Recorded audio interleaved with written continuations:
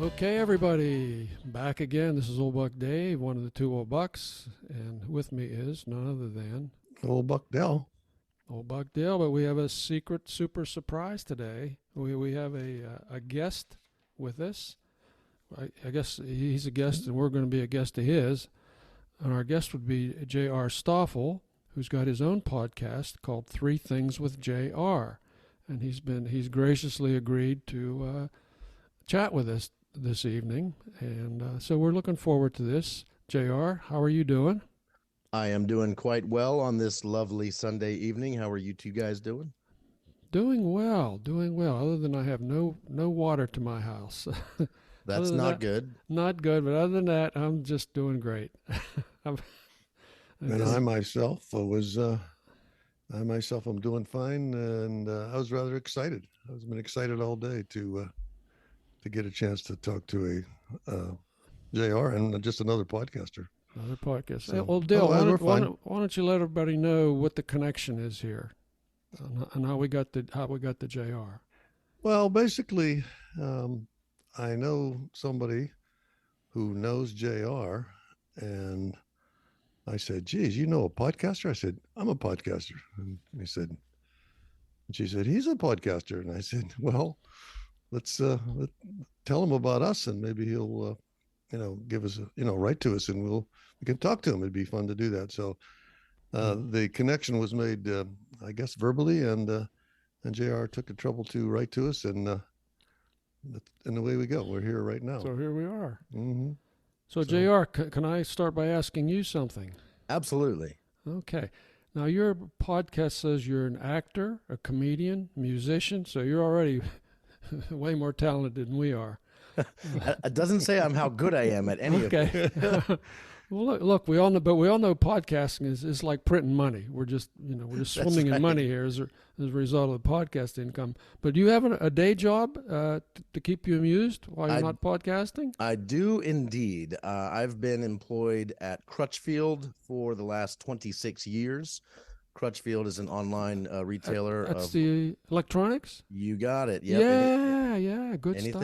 Anything consumer electronics. So if you have car stereo needs, home theater needs, cameras, drones, basically anything like that.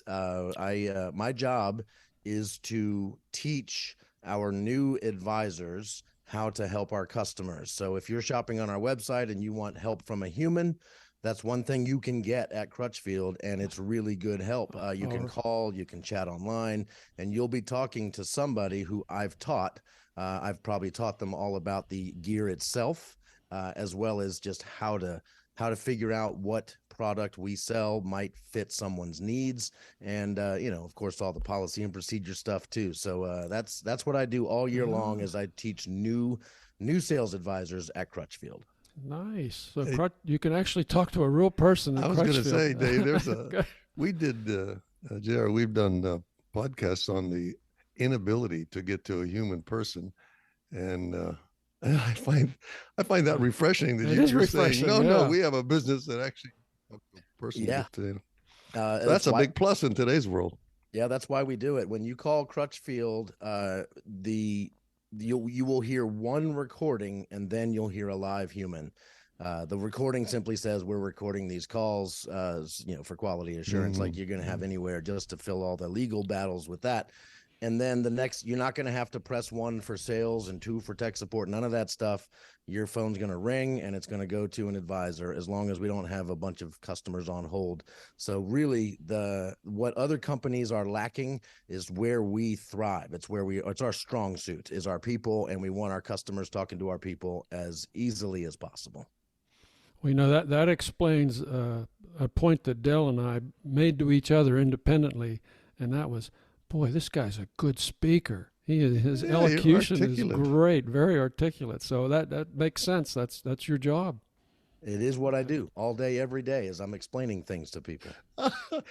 Hey, JR, I commented to Dave in a phone call earlier. I said, he actually speaks clearly enough that he completes a full thought. And I said, unlike myself, where I depend greatly on Dave to interpret what I said, and try to figure out where what I meant by that. And it's not easy. So you're It's not actually very easy. good. I want to give you a compliment straight off the top. You have a great voice quality and your articulation of the words, and that is very clear. So that's a big plus for a podcaster. So Absolutely. well done there. Well, I'll take that compliment all day long. It makes me feel pretty good to know that people enjoy listening to me because I enjoy talking. So we enjoy talking to it. We're just not so good at it, but we're working on it. don't let that stop you. And I like that you guys are not letting it stop you. We are both retired, so we've got plenty of time to practice. I have a question. Hey, JR, when I looked at, I picked a podcast at random, obviously, and because I found it interesting that of the topics, you've chosen to elaborate on basically three subjects during every podcast. And I looked at it, I said, man, that's a wide-ranging scope of interest. How do you stay on top of all that? How do you keep track of all those things? Yeah, how do you pick the three for every week? I have the same question written down. I love it. Yes, it's different every week. So three things. The whole concept of that started somewhere around 10 years ago when I was divorcing my now ex-wife. We were still living together, but I was basically in avoidance mode. And so I would stay in my office and I would stay up way too late doing, watching videos on the internet, Facebooking, doing various other things. And at some point I was like, all right, I guess I got to go to bed. But what I did was one night I just hit me like, here's three thoughts I have before I go to bed. I should be in bed, but here's what I'm thinking about right now. And I just typed it up and put it out on Facebook. And I got a lot of response from it. So I started doing it every day or every night before I would go to bed. And this would be 1 or 2 o'clock in the morning most of the time. And that went on for a few months. And I guess it kind of fizzled out. And I didn't think much about it. But several people over the years said, I really liked it when you did that three things. That was really, I enjoyed reading that. So when it was, when the pandemic hit, and I couldn't go out and do stand-up comedy anymore because that pretty much was shut down. I had been wanting to do a podcast for years anyway. The concept of three things just made sense. And so when I think of three things for the show, they're not exactly rules. They're more like guidelines. But typically thing number one is something deep or witty or clever or moving or meaningful. It could be anything and everything. It shouldn't be lighthearted. It should be kind of important. Okay. Thing number two is usually having something. It's kind of like a recommendation. It's what am I listening to or reading or watching right now that I want to tell people about, and why is it moving me? Why do I find it important? Why do I think others might enjoy it? And then thing number three is just something stupid. It can be anything from potty humor to some clever joke I'm working on for my stand-up. Cutting your mattress in half, something like that. Maybe. Exactly. Just something dumb. Okay. And so that was the three things. That's kind of how it evolved on Facebook so many years ago. And it's my general guidelines for how to do them now. Although I don't always follow my own guidelines.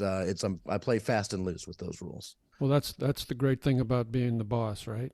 Exactly. You can change the rules whenever you want. Yep. Hey, JR, how many people are on your staff? Oh, it's just me. Oh, we have 11 people working for us. We have 10 guys named Dave and me. So Dave does all the jobs except for the job of being Del. Yeah, that's right. I do all the dirt. Sometimes he does that voice too. I do all the grunt work, and he provides the insanity. Yeah. Where does he come up with this stuff? Yeah. One of the reasons I was interested in talking to you guys was because it seemed like we both have been podcasters for roughly the same amount of time. We both started in 2020. Yeah. For me, as I just explained, it was definitely pandemic related, was what part of why I got started. Was it pandemic related for you as well? It kind of was. Yes. We have a habit where our tradition is getting together and having coffee every week at one coffee shop or another. And of course, that stopped. And then I said to Dale one day, I said, you know what, we ought to do a podcast. And Yeah, you said, do you want to do a podcast? And your reply was, "What's a podcast?" "What's a podcast?" So that's how we started. So let me add a little something to that, Dave. please do. Yeah, the other thing is that what you hear as a podcast really is just an extension of a typical coffee. When we meet to have coffee, we talk the same way, we laugh about the same things, and then it's just sort of transitioned into doing it more publicly. But yeah, that's basically how it started. Yeah, we thought maybe there are 4 or 5 other people out there that might be interested in our coffee chatter. So that's how it happened. Yeah, for me, it sort of has completely taken the place of, you know, how so many people post things on Facebook like, here's what I'm doing today, here's what here's what I did yesterday. I don't ever do that. If you want to know what I'm into, what I'm doing, listen to my podcast. There you go. There you go. That's where I explain what's going on with me. Well, hey Dave, don't we have a total? We get a total from our carrier of about how many people actually listen to us, even though maybe one time. You know, they're not regular listeners. We get different kind of statistics. Yeah. Yeah. I would love to know. I do, and I was hoping we could talk about them, even in just, I don't know if how specific we need to go, but I'm curious. I mean, how do my numbers stack up to another podcast that kind of got started around the same time, you guys? And I'm also curious, what, if anything, have you done to promote it, to get more listeners? Have you done much? And what are we talking about? How many listeners? I know I'm not happy with my numbers. I think they should be higher, and I'm not sure what to do about that. So I'm wondering. We're gonna boost them ratings up after. That's why I'm here, guys. We're gonna send you to the moon, baby. Yeah. You're gonna get listeners from Moscow or someplace that. I have that. Yeah, that's the interesting thing is, you know, we don't have a huge audience. We have a loyal audience. The best ones that we've done have been, you know, around 300 listens, 300 downloads, whatever. And we're, you know, it's typically, you know, we get statistics every week, and it's 80 or 100 or 120 or 150. So it bounces around. Mm-hmm. But we have loyal listeners, though. That's for sure. And so do you. I'm sure you do. JR, but my own feeling about that is that I believe every now and then we make a difference in somebody's life. We say something. One of the things that gets me is the lady who was suffering from an ailment, and remember, Dave, she wrote to us and said, you know, I'm not feeling well, and I listen to you people, and you make me fall asleep. Yeah. And that's where we came up with the Melatonin Brothers. I tell you, that really touched my heart, that if we could do that, if she was listening to us and as sick as she was able to sleep, then 1,000 or 10,000 listeners doesn't make a difference, but making a difference in one person's life, I think that's just a big number to me. So yeah, it's really one of those unintended consequences that we've had. We every once in a while we'll get just a really incredible letter from somebody saying, you know, I really felt good after doing this, after listening, or yeah. So that's nice. What kind of advertising do we do? Nothing. That's the problem, you know.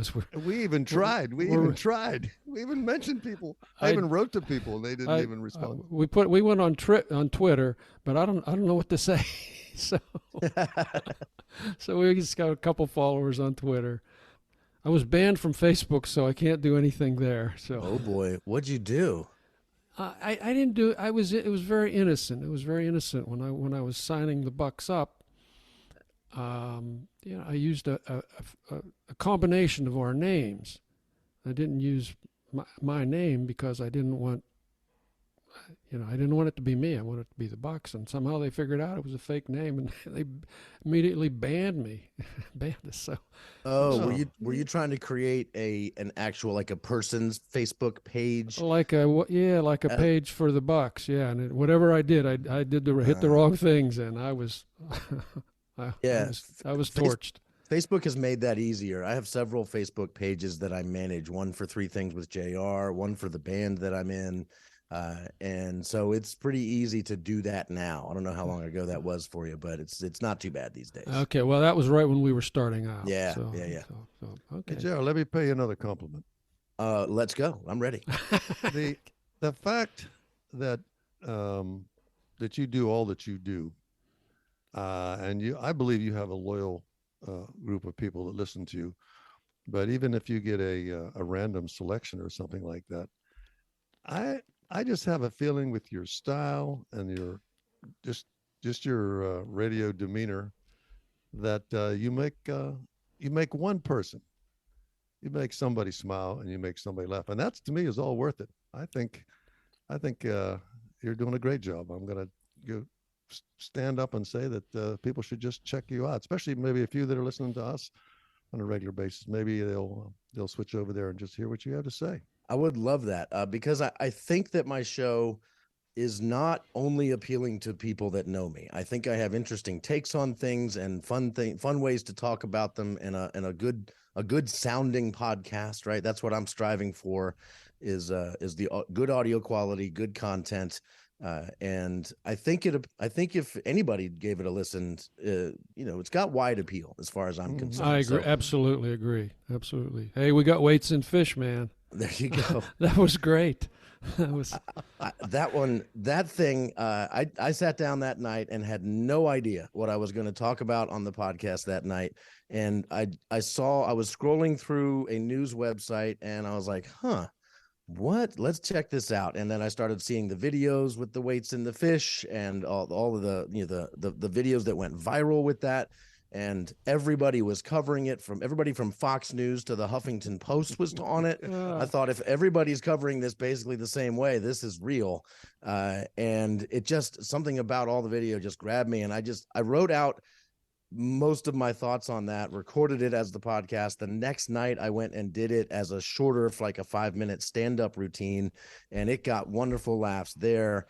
I mean, it's a short term sort of a bit. It's not like a comedy joke I'll be doing 2 years from now, but it was fun while it lasted. And I don't typically do that topical of a topic of comedy or anything like that. So it was very different for me to approach it that way and have some fun doing it. And that's why I suggested you guys might want to check that one out, because I'm really proud of that episode. Yeah, and listen, we're gonna put a link to your the name of your podcast and all that sort of thing in our liner notes here. We've already said it's Three Things with JR. Episode 104 is the one we're talking about right now, folks. We got weights and fish. But, I actually thought that was funny, Dave. oh, I mean, yeah, as soon as I saw the weights and fish, I said, makes perfect sense to me. Yeah, and a couple months ago, a friend of mine who's a bass fisherman, he goes to these tournaments, not just local. He goes some distance, and he was telling me about all the extensive cheating in these tournaments. He said, Dave, the prize might be $100, and guys will be cheating. Guys will be stuffing lead sinkers down the fish. It's unbelievable. So, but that was big time there. That was like the World Series of fishing, I guess. Hey, JR, I picked up one of your, you were talking about a Lee Child book in the one episode that I was listening to, and I've read him, and of course, Dave has complained bitterly that I've never been able to give a coherent book report. And did I say that? yeah, I think a couple times you said I probably did. Yeah, you spelled the author wrong. You gotta- and all those things like that. Anyhow, I saw that I listened to that, and I said, that really that really was an interesting book report. So if someone is tuning in just to hear the stuff you read, that might throw them a nice bone to to hear how you describe those books too. And you had a question for me about something I left unsaid. I That's I right. think. I listened to your episode 104, and you had a story about staying at was it the Ponce de Leon Hotel in St. Yeah. Pete? Oh yeah. It sounded like, and by the way, I think I would have done what you did, which was to make the most of it, thinking about how much fun this is going to be as a story to tell on my podcast. Yeah. Right? you I mean, go. you If could you bail want to, out, but it would be more fun to live through it. if So I you want was to give a good comedy routine, then I recommend you stay there. But you come down to St. Pete and stay at the yeah, Ponce de Leon. yeah.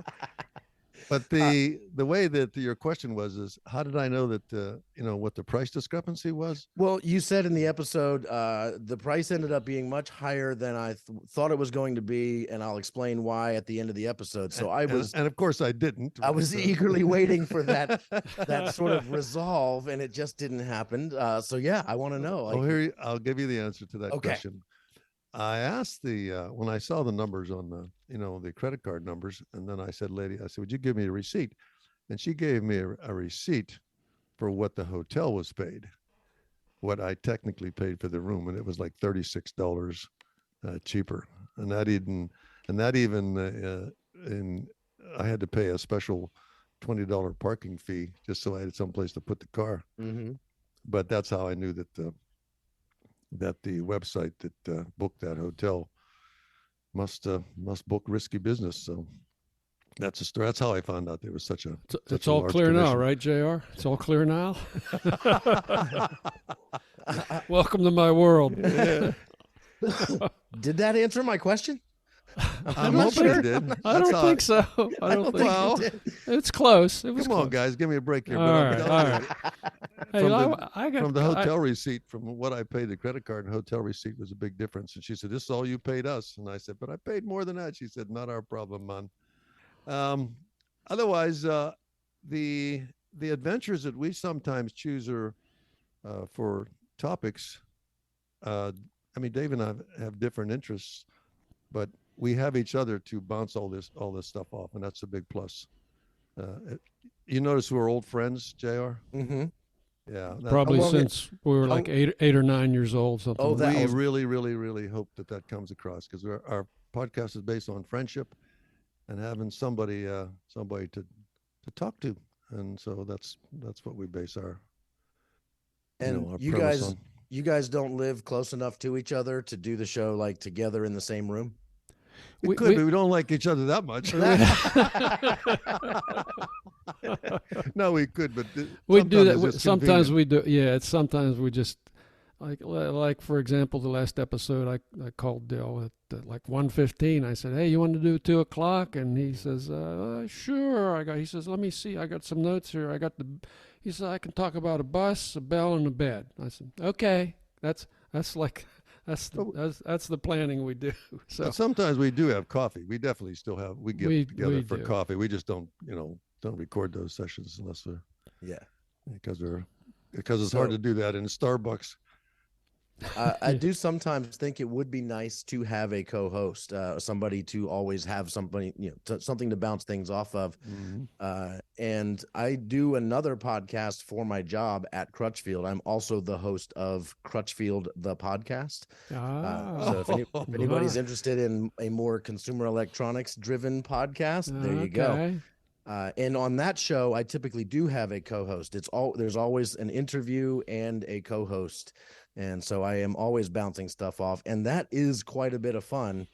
And so, yeah, I could see a co-host might make the podcast more fun for me. It might make it more engaging for listeners as well. So just seeing that when we were emailing back and forth, just seeing that, thinking, I wonder if I should try to really do that and give somebody the sort of that co-hosting sort of position at Three Things with JR at the corporation that is Mega Three Things with JR. But yeah. Well, it's definitely you guys got me thinking. It's something to think about. Yeah, I think it really it for us it works, and each one, days that I don't have any ideas, he happens to have some, and vice versa, and we manage to get it together and bounce things off each other, and we really keep it. There's no rehearsal or anything like that. We just, you're hearing at the same time I'm hearing this stuff, so You That's probably that's figured out there was no preparation when you listened to it. well, that's the best way. Do you guys do you edit out anything that you didn't want people to hear, or like if you totally goofed on some words, or if you had a coughing fit or something, do you edit out much, or do you just let I it roll? I do edit that out. Yeah. Yeah, If yeah. it's if you know I particularly I'll go into or I might say the same thing. I might say the same thing. I might say the same thing 3 times. So I cut 2 of those out. And sometimes it's, we'll do 40 minutes and throw 5 minutes away or throw 8 minutes away. Yeah. Uh, So, Dave, we should probably tell some of our listeners and that are listening to us regularly. There's some of they're picking up some inside information that's right. on how efficient we are. but several of them know us from the old days, and there's some new folks, of course. But we have some ideas. But I just again, it's some friendship, and we encourage people to check in on old friends, and we encourage them to like I said, get in touch with somebody they knew many years ago or something. And if we do pass on a good book, they respond and say, thank you for the tip. And so it's all worthwhile to us. Yeah. Well, hey, JR, let me ask you a couple things here. Okay.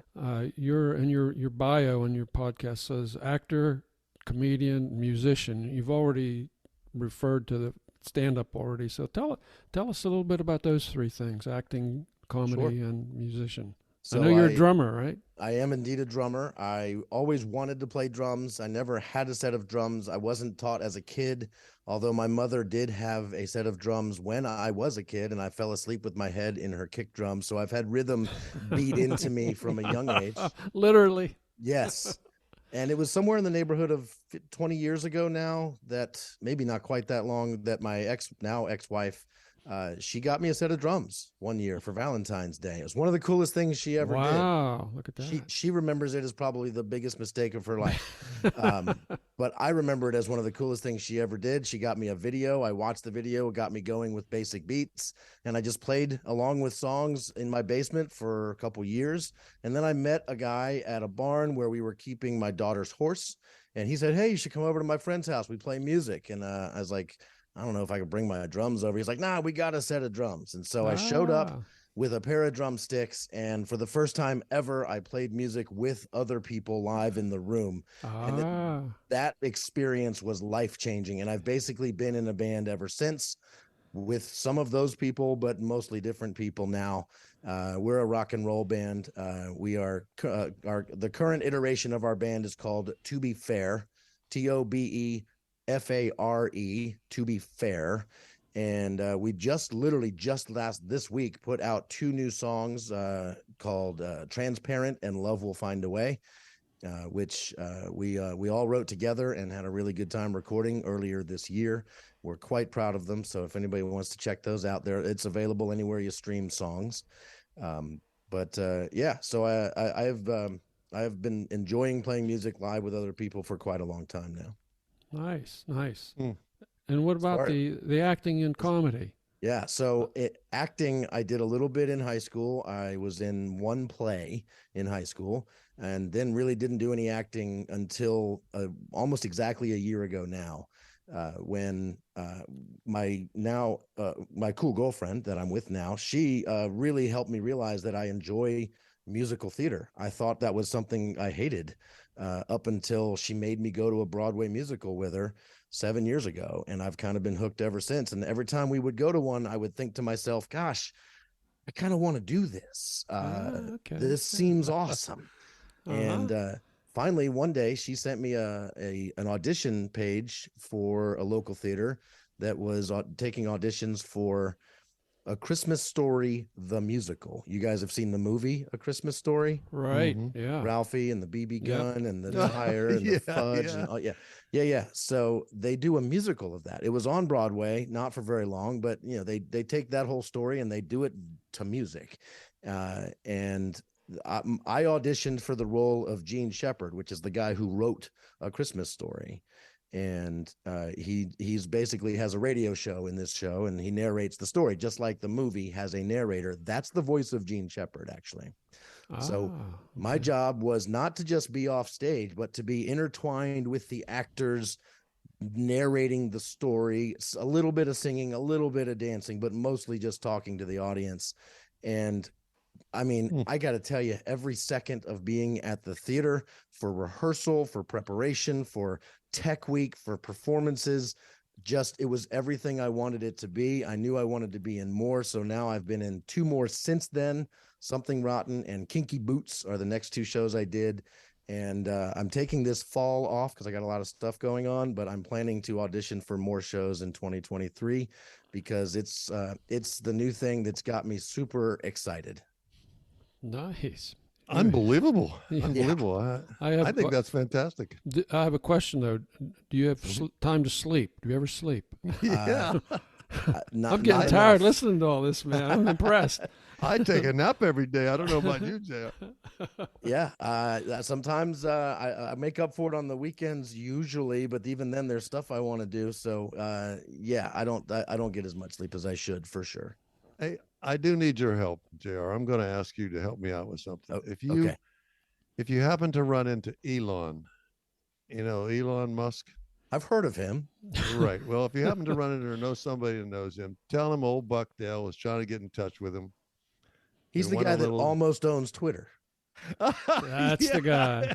Yeah. That's the guy. Yeah. So if you happen to run into him, go ahead and pass my regards on. Tell him to get in touch with old Buckdale. I want to do a mano on mano, interview with him. So He's the guy whose cars are currently catching fire down in Florida because of the salt water. Right. That's the guy. I'm not going to ask him about any of that stuff. No, you're going to keep it light, or you're going to. I'm gonna keep it light. Yeah, I'm gonna keep it light. You want to be friends with this guy. Well, as friendly as you can be, But I'm thinking maybe between the 3 of us, You think you're going to get a free car? Or he something might. like that. No, he might. Maybe he'll give you a call. Who Come knows? on. Who knows? Hey, so I have a question for you two. On Yeah. your podcast bio, it mentions you were explorers. What kind of exploring have you guys done? Well, I think Well- just kind of we're world explorers. Just in my- the general sense? I mean, my job has taken me to a lot of countries around the Oh, world. everywhere. Dell has lived around the world in some places. So yeah, we're just kind of exploring the world and exploring life. Yeah, really. we're men of the we look world. at it as exploring life, really. Yeah. Were We these travel jobs around. you can talk about? It sounds like you don't want to talk about them. Well, I I can don't talk want, about. I don't want to talk about it. I mean, Dave. no, Dave I can had talk about it. I but had a don't- great job. My job was in manufacturing most of my life, and I had suppliers and customers and competitors that I dealt with around the world. I got lots of trips to China and other places in Asia and South America and all over Europe and Africa, and had a lot of interesting experiences. A couple near-death experiences, I think. Fun job. I got to say, I really liked my job for a lot of years. So I think I was lucky that I